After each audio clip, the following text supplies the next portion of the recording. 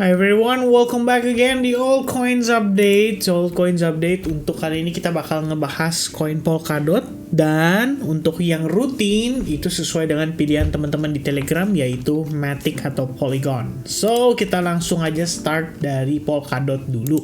Nah teman-teman, kalau cek time frame weekly untuk Polkadot, ini masih seperti yang kita bahas sebelumnya. Jadi sebetulnya Polkadot itu kalau saya sih ngelihatnya ya, kita kayaknya udah mulai mencapai potensi area bottom, dimana harga sebelumnya nanjak powerful, signifikan, dan kita langsung dapetin reaksi, nggak sama, tapi setidaknya ada buyers yang tertarik dan attracted untuk beli dari level tersebut. Nah, kalau kita lihat skenario-nya atau pergerakannya pada time frame daily, pada prosesnya ya, teman-teman bisa nilai dari sini. Secara struktur sebenarnya tadinya kan cenderung bearish. Ya, kita bisa lihat ada lower high, lower low, lower high, lower low, and then suddenly kita ngelihat yang namanya potensi higher high atau same high level. And then harga pullback. Ya, saya sih meyakini bahwa pullback yang terjadi ini adalah pullback untuk higher low-nya. Dan saat ini kita mencakup proses rebound. Kemudian ada proses koreksi yang cenderung membentuk semacam triangle. Jadi kalau kita ngelihat secara struktur, menurut pendapat saya ya, pertama tentu kita bisa katakan ini ada potensi sideways di mana range high-nya sama. Nah, di sisi lain, kalau teman-teman gunakan Fibonacci retracement, kita tarik dari paling bawah di sini ke atas ya, dan saya drag ke samping seperti ini. Nah, kita sama-sama lihat ya bahwa progres saat ini itu harganya bertahan tepat di atas Fibonacci 61,8%. Dan level ini kan dipercaya sebagai level golden ratio. Kalau saya bilang sih ini udah bukan golden ratio lagi ya, karena memang sudah menunjukkan adanya reaksi di sana dan harga itu terrebound setelah testing ke sana ya. Kita ngelihat ada ya lebih kurangnya satu swing up and then ada proses korektifnya ya di sini membentuk semacam descending channel and then dia breakout, dan pada akhirnya kalau teman-teman lihat dengan saksama ini jatuhnya jadi seperti triangle ya.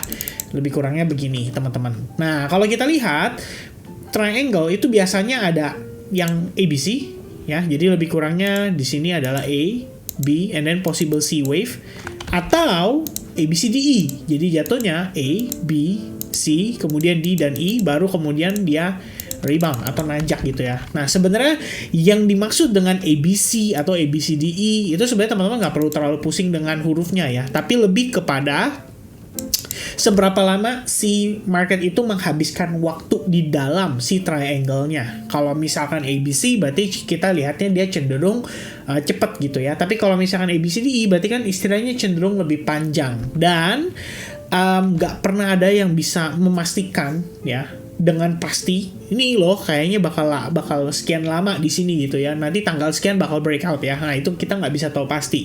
Yang kita bisa lakukan adalah pada case ini, kalau teman-teman percaya bahwa yang terjadi pada Polkadot adalah higher high and then possible higher low, which means ini adalah 1 dan possible 2 ya. Kemudian kita ongoing 3 ya. Ini kalau misalkan secara Elliott wave ya, kita katakan bahwa ini adalah wave 1, ABC, possible wave 2, dan possible wave 3. Nah, itu sementara yang kelihatan. Nah, untuk kepastiannya tentu saja kita perlu konfirmasi atau reaksi. Dan kalau teman-teman berencana untuk follow up koin Polkadot, mungkin kalian bisa lihat detailnya lebih clear pada time frame yang lebih kecil. Sebenarnya kalau misalnya kita lihat triangle yang terbentuk di time frame daily ya, itu harusnya kita tarik dari sini. Ya, more or less seperti ini. Jadi ada possibility harga bisa turun lagi nih sampai ke bawah.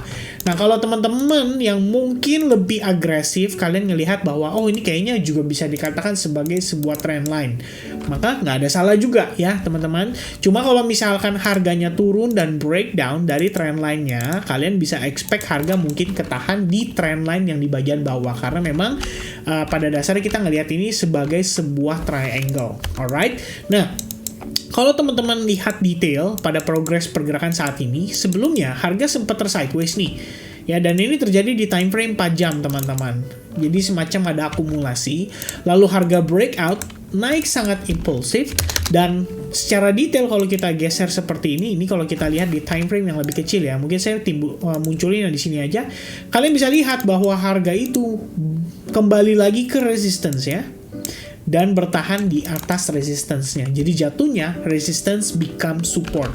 Ya, harganya memang mantul, memang nanjak, tapi kalau kita lihat dari sisi sebelah sini, ini jadi semacam supply karena sebelum harganya turun juga terjadi yang namanya sideways. Dan sideways ini tentu saja artinya ada battle ya between buyers dan sellers. Ada orang yang beli, tapi di saat yang bersamaan ada orang yang jualan. Sampai akhirnya yang mendominasi pergerakan adalah orang yang melakukan aktivitas jual. Jadi anggapannya di sini kita bisa katakan bahwa sellers mendominasi pergerakan dan pada akhirnya kita ngelihat harga kembali terkoreksi atau retreat kembali ke support and resistance-nya.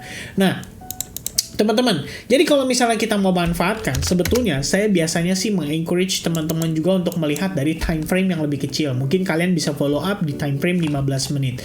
Maybe kalian bisa menyimpulkan bahwa ini sudah terjadi break, ya, dimana tadinya kalau kita lihat kan ini ada potensi lower high. Ya kan, setelah kita lihat, oh ini kayaknya lower high, ternyata dia breakout dan itu bagus banget gitu kan, karena dia berhasil breakout yang merupakan sebuah signal bahwa ada buyers yang mempertahankan di atas area resistance sebelumnya, dan kalian bisa katakan di sini juga sebagai sebuah area demand. Maybe kalau harganya turun cenderung korektif sampai itu dekat the demand zone dan mungkin dia membentuk semacam chart pattern. Mungkin kalian bisa lihat sebuah mungkin falling wedge atau mungkin terbentuk sebuah double bottom pada saat nyentuh di level bawah dan kalian lihat harga berhasil breakout. Nah, ini bisa dimanfaatkan ya. Tapi kembali lagi ini adalah skenario optimisnya kita. Kalau kita lihat dari bigger picture, don't forget guys, basically kita lagi sideways ya. Kalau teman-teman yang konservatif mungkin saya akan lebih prefer nunggu aja deh sampai dia break dari resistance sebelumnya dulu. Jadi kalau memang dia mampu break, nah ini kita bisa ngikutin pullback-nya karena artinya trendnya sudah terkonfirmasi dan mendominasi. By the time ini terjadi, ini adalah untuk possible wave 3 kita di time frame yang lebih besar. Jadi untuk Polkadot ya kira-kira seperti itu ya. Kalau saat ini teman-teman mau spekulasi, ya sebaiknya trading di time frame yang kecil dulu ya. Kalau misalkan di time frame 1 jam, yang saya lihat adalah ada bear cross dan bull cross terjadi dalam kurun waktu yang relatif singkat, dan ini biasanya menandakan bahwa market akan cenderung bergerak sideways. But in the end, teman-teman, kalau kalian juga mengatakan bahwa oke, kok ini kan ada resistance nih dan sudah berhasil di break, apakah resistance ini menjadi support? Yes, itu juga betul. Jadi kembali lagi teman-teman, banyak banget opsi untuk kita tradingkan si Polkadot ini, dan selebihnya kembali tergantung dari toleransi risiko masing-masing. Kalau misalnya kalian merasa bahwa kalau misalkan let's say harga mampu bertahan di exponential moving average 21, tadi ada sempat ngebentuk semacam wick candle dan cukup panjang ke bawah, bertahan di atas area resistance, berarti kan ini jadi support. Misalkan kalian nunggu close candle berikutnya and then kalian putuskan untuk open position dengan pertimbangan stop loss di bawah area supportnya dan target di atasnya. Misalkan ya, kita ngelihat mudah-mudahan bisa kembali deh ke area resistance atau highest level sebelumnya, maka dapat 1:2. Nah, itu bisa dimanfaatkan. Atau ada yang tipikalnya, kita ngelihat ada rejection nih dari atas, dan kalau kita ngelihat dari bigger picture, ini kan kelihatannya masih di trend line nih. Berarti kalau kita cari opportunity untuk melakukan short dekat area supply dengan stop loss di atas highest level sebelumnya dan potensi target itu di bawah, bisa juga bahkan dapat 1:6. Nah, ini dia teman-teman ya. Jadi kembali lagi tergantung time frame masing-masing. Ada yang typical tradingnya scalping, mungkin dia cuma bisa ngelihat 15 menit, dia coba manfaatkan apa yang terlihat di 15 menit. Tapi ada juga yang mungkin lebih suka tipikalnya swing. Jadi dia ngelihat bigger picture, selama dia bergerak di dalam sebuah pattern, mungkin dia akan coba manfaatkan di dalam pattern itu. Nah, mungkin ada yang tipikalnya agresif, dia trading scalping aja, manfaatin informasi yang dia dapat di time frame kecil, which means saat ini kita masih punya supply yang belum berhasil di breakdown, dan pada akhirnya supply tersebut bisa bermanfaat loh untuk kita melakukan entry short yang tadi seperti saya bahas ya, dengan stop loss di atas highest level sebelumnya. Jadi kalau memang market flip dan reversal aja baru akan kena terhadap stop loss yang kita hit di sana gitu ya. Nah, itu mungkin teman-teman yang bisa saya sampaikan seputaran Polkadot. Sorry kalau misalkan banyak banget alternatif skenario-nya, karena memang Kalau saya as a trader, yang saya lakukan adalah lebih ke reacting the market ya. Market kasih saya apa? Oke, saya akan manfaatkan gitu. Jadi kalau misalkan gue pengen follow the trend aja karena dari segi probabilitas kayaknya lebih aman ya, lebih bisa make money gitu. Maka mungkin preferensinya adalah tunggu breakout di time frame daily terhadap si trend lainnya dari si triangle, and then I will enter on the pullback ya untuk coba ngikutin flow seperti ini ya, which is ini yang saya lakukan so far terhadap beberapa koin yang kemarin saya sempat entry long seperti LTC, kemudian ada entry di Filecoin, dan terakhir ada sempat entry di Dogecoin juga ya. Dan ya kira-kira seperti itu teman-teman untuk Polkadot. Mudah-mudahan ada gambaran ya. Dari sekian banyak yang saya bahas ini, teman-teman bisa dapat informasi dan bisa diolah lagi menjadi sebuah setup trading atau menjadi sebuah referensi dari analisa masing-masing. Alright? Anyway, don't forget to hit likes button kalau kalian suka dengan cara penyampaian seperti ini. Jadi saya tahu, dan kedepannya kita akan coba ubah formatnya menjadi seperti yang tadi saya sampaikan. Alright? Next kita lanjut ke Matic. Ini adalah update rutin yang akan kita lakukan terhadap coin Matic. Kalau kita melihat dari analisis sebelumnya, sebetulnya kan Matic kita sempat mengidentifikasi ya bahwa ada potensi terbentuk sebuah trendline yang manakala trendline tersebut kelihatannya tidak terlalu di-respect. Ya, pada akhirnya kalau kita lihat zoom in, ini yang saya perhatikan, kita sempat melihat ada sideways di sini. Jadi ada semacam reakumulasi terjadi di sana ya pada si Matic. Wait a minute, mungkin ini saya hide dulu aja ya. Nah ini ya, kalian bisa lihat ya di sini ada sempat melakukan proses reakumulasi. Kalau bagi sebagian orang bilangnya juga rally, best rally, dan lain sebagainya. Jadi buat saya ini adalah area yang cukup penting untuk si Matic pertahankan. Makanya saya akan label area tersebut dengan istilah Big Fan Zone. Sebenarnya pada konsepnya, pada price actionnya sendiri kita ngelihat lebih kurang mirip nih dengan skenario si Polkadot tadi. Kita ngelihat harga respon dari Big Fan Zone-nya, kemudian saat ini harga kembali tersideways dan berpotensi membentuk either itu kalian bisa katakan sebuah triangle atau mungkin ya sekedar sideways aja ya di sini seperti ini. Ini juga nggak salah, tapi lebih kurangnya saya menanggapi bahwa progres yang ada pada si Matic saat ini adalah cenderung membentuk sebuah triangle. Alright, dan permasalahannya adalah berbeda nih dengan skenario si Polkadot tadi. Kalau Polkadot kan dia naik, kemudian dia range di atas ya daripada kenaikan impulsifnya. Jadi kita lihat tren lainnya seperti ini. Kalau misalkan pada case-nya Matic itu beda cerita. Kita ngelihat dia turun and then dia koreksi. Jatuhnya seperti koreksi di dalam sebuah triangle, which means kalau kayak gini harusnya possibility-nya kan cenderung untuk breakdown dan turun lagi ke harga yang lebih murah. Nah, cuman teman-teman, yang namanya triangle pattern itu biasanya identik dengan 50-50 ya. Umumnya apalagi kalau bentuknya symmetrical triangle pattern ya.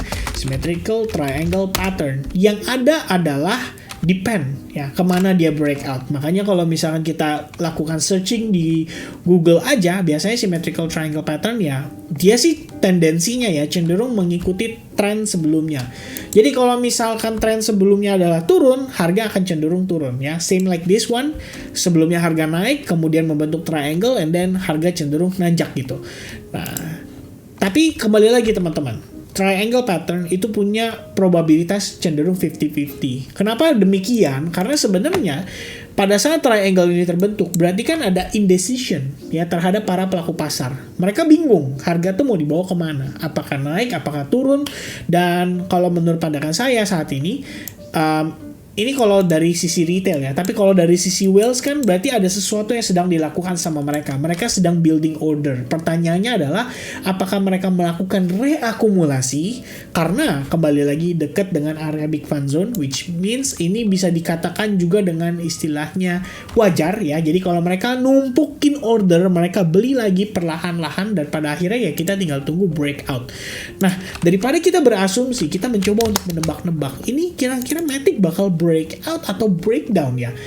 Saya gambling aja deh open long position dari harga saat ini. Ya itu sangatlah tidak bijak untuk dilakukan. Nah, kecuali teman-teman memang jiwanya jiwa gambling ya. Nah, itu saya nggak bisa ngomong gitu. Alright. Nah, yang pasti kita melihat di sini ada trend line ya between bottom and the top. Kalau misalnya kita lihat dari time frame yang lebih kecil seperti 4 jam, kita bisa lihat juga bahwa progresnya saat ini itu sudah semakin mendekati ujung daripada si triangle. So, cepat atau lambat si Matic akan diminta untuk decide, ya, either dia breakout atau dia breakdown. Dan saat ini area support itu berada di kisaran 1,07 dolar, dan seandainya dia breakdown, teman-teman boleh antisipasi ya, ada beberapa area yang mungkin akan direvisit oleh si Matic atau Polygon ya.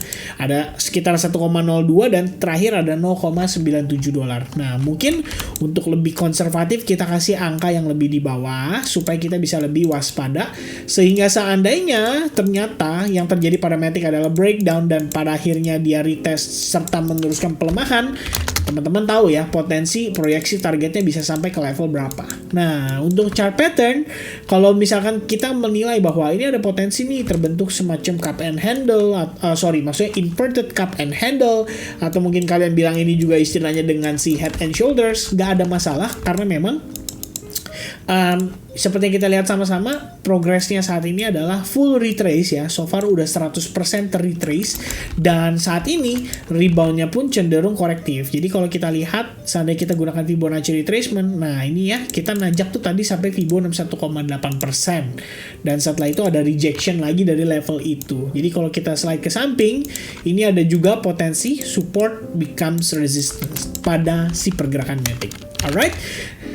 Lihat di 15 menit, lebih kurang skenarionya mirip-mirip dengan si Polkadot. Kita punya area demand, dan sebelum area demand itu di break, maka kita belum bisa menyimpulkan bahwa sellers akan mendominasi kembali, setidaknya pada time frame yang lebih kecil. Jadi kalau buat teman-teman yang scalping, menurut saya saat ini sangat dilema ya, antara kalian mau buy dekat demand zone atau kalian mau tunggu sampai breakdown terjadi dan proses retest untuk kalian entry short. Alright, so I think that's it everybody ya. Ini dulu untuk quick update dari si Polkadot dan juga Matic. Sebenarnya nggak quick banget karena total udah 17 menitan juga nih kayaknya ya. Nah teman-teman, if you guys like this video, make sure kalian give me your thumbs up. Jangan lupa juga untuk subscribe buat teman-teman yang baru mampir ke YouTube channel ini kalau kalian suka dengan pembahasan yang saya sampaikan. Dan guys, if you watch till the end, make sure kalian type juga di kolom komentar 1.5% atau 1,5%, menandakan bahwa kalian nonton sampai garis finish ya, yang mana saya cukup yakin nggak semuanya harusnya nonton sampai ke finish. Jadi kalau kalian nonton sampai ke finish ya, at least kalian proud ya untuk menjadi salah satu yang mendapatkan informasi secara full dan bisa belajar menyerap semua yang saya bagikan di dalam video ini. Dan mudah-mudahan doa dari saya adalah sehat selalu buat kita semua, bermanfaat dan bisa untuk menjadi lebih baik ke depannya. Alright, God bless buat semuanya, have a nice day and see you guys again in the next update. Cheers guys, bye bye.